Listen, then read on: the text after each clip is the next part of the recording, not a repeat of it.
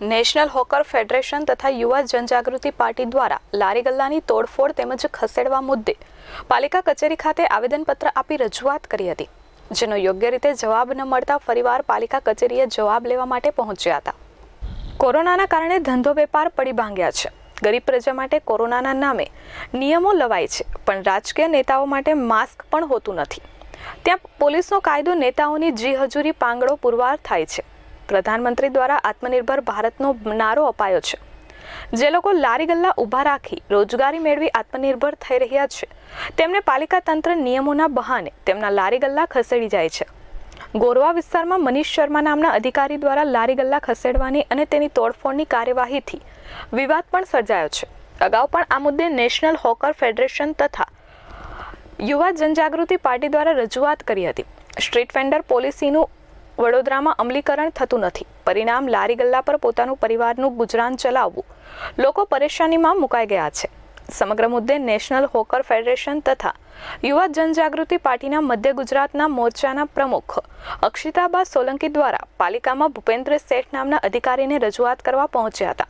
જોકે તેઓ હાજર ન મળતા ડેપ્યુટી મ્યુનિસિપલ કમિશનર ધવલ પંડ્યાને રજૂઆત કરી હતી અને સ્ટ્રીટ વેન્ડર એક્ટનો અમલ કરાવાય તેવી માંગણી કરી હતી, જે સંદર્ભે નેશનલ હોકર ફેડરેશનના જય વ્યાસ દ્વારા માહિતી આપી હતી. અમે જે 7 તારીખે લારી ગલ્લા માટે આવેદનપત્ર આપેલું હતું કે જે ગુંડાગર્દી રીતે ઉઠાવવામાં આવે છે લારી ગલ્લા, જેને લઈને અમે આવેદનપત્ર આપ્યું હતું. એને અમે જવાબ વચ્ચે લેવા આવ્યા હતા, પણ જવાબ અમને વ્યવસ્થિત મળ્યો નહીં અને ભય ચાણી જેવી હાલત થઈ ગઈ હતી. એના માટે અમે આજે ફરી આવ્યા છે.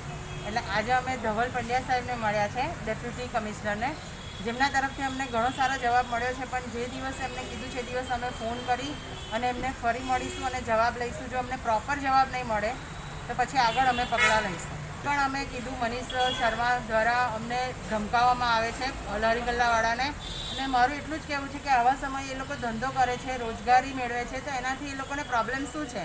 અત્યારે મોદીજી જ્યારે એવું કહે છે કે રોજગારી આપો, તો તમે કેમ બધાને બેરોજગાર કરો છો? અને અમારી આ લડત છે એ બધા જ લારી ગલ્લાવાળા માટેની છે, અને અમે આજે જે પણ જવાબ માંગ્યો છે એ બધા જ લારી ગલ્લાવાળા માટે માંગ્યો છે. ફરીથી મુલાકાત કરવા માટે અને એ પણ ફોન કરીને જ આવવાનું છે, જેના કારણે અમને પ્રોપર જ જવાબ મળશે, અને એ બી લેખિતમાં. ઓકે, આપનું નામ? અક્ષિતાબા સોલંકી, મધ્ય ગુજરાત મહિલા મોરચા પ્રમુખ, યુવા જનજાગૃતિ પાર્ટી.